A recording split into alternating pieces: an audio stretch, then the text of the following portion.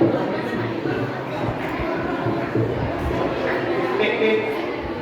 Principal Sir, respected Principal Ma'am, my fellow teachers, मेरे प्यारे आप सभी को रामनवमी की ढेर सारी शुभकामनाएं। आज हम भगवान राम के जन्म उत्सव रामनवमी के रूप में मना रहे हैं। चैत्र शुक्ल नवमी को भगवान राम का जन्म इक्ष्वाकु वंश के राजा दशरथ व माता कौशल्या यहाँ पर भगवान राम का जब जन्म हुआ तो तुलसीदास जी ने रामचरितमानस में उनके जन्म को लेकर बहुत ही सजीव चित्रण किया। उन्होंने लिखा, है प्रकट कृपाला दीन दयाला कौशल्या कृपाली हर्षित महतारी मुनि मन हारी अद्भुत रूप विचार।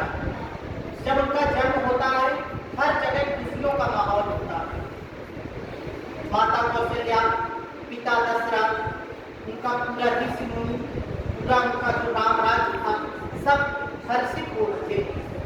भगवान राम एक मर्यादा पुरुषोत्तम के रूप में जाने जाते हैं। अब तक में भगवान विष्णु के 9 अवतारों में से 10वां जो कलकी होने वाला है, तो 9 अवतारों में से सिर्फ एक अवतार 7वां अवतार भगवान राम का है, जो मर्यादा पुरुषोत्तम के रूप में जाना जाता है। उनके जीवन में बहुत सारे तार चढ़ाव आए। जैसा कि प्रिंसिपल सर ने बताया कि एक व्यक्ति जो राजा बनने ही वाला है, उसको दूसरे ही क्षण पता चलता है कि वो बनवास करता है। हो सकता है वो पिता का विरोध कर दे, जैसा कि उनके पिता की भी इच्छा थी कि विरोध करके ना माने का और राज्य सिंहासन ग्रहण करे, परंतु उन्होंने ऐसा स्वीकार नहीं किया। उन्होंने रघु की जो रीति चली आई थी, रघुकुल रीति सदा चली आई, प्राण जान पर वचन न जाए, को स्वीकार किया और उसी परंपरा को चालू रखते हुए अपने पिता के वचनों को पूर्ण किया। इसी प्रकार वो एक आदर्श पुत्र के रूप में जाने जाते हैं, आदर्श पति के रूप में भी वो जाने जाते हैं, जिन्होंने माता सीता के अलावा अन्य पराई स्त्रियों को माता या एक प्रकार से अपनी बहन के रूप में देखा था। बोलते थे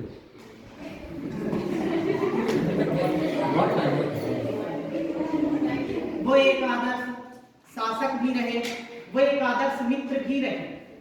मित्र के रूप में उन्होंने सुग्रीव जो उनके परम मित्र थे, उनकी जरूरतों को पहले पूरा किया। उनकी पत्नी व उनके बंधक बनाए, जो बाली था, जो उनका शत्रु था, उसको मारे और उसके बाद उन्होंने अपने मित्र धर्म का पालन करते हुए आगे बढ़े। वो एक प्रतापी राजा थे, जिन्होंने रावण को इस धारा से मुक्ति दी और पूरा जो है राम राज्य की स्थापना। खुद गोस्वामी तुलसीदास जी इस चीज को मानते हैं।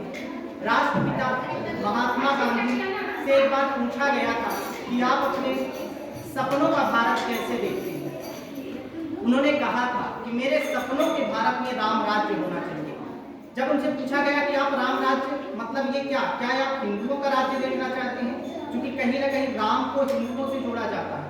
उन्होंने कहा कि राम राज्य का मेरा मतलब ये है कि जहाँ समानता हो, जहाँ स्वतंत्रता हो, जहाँ बंधुत्व हो, जहाँ छुआछूत ना हो। राम ने तो भीलनी सबरी के झूठे बेर खाए थे। आज हमारे संविधान में आर्टिकल 17 लिखा है, जिसमें छुआछूत यानी अस्पृश्यता को अपराध घोषित किया है। भगवान राम ने तो ये त्रेता युग में ही इस चीज को साबित कर दिया था कि वो क्षत्रिय थे, फिर भी उन्होंने एक भीलनी की झूठे बेर खाए थे।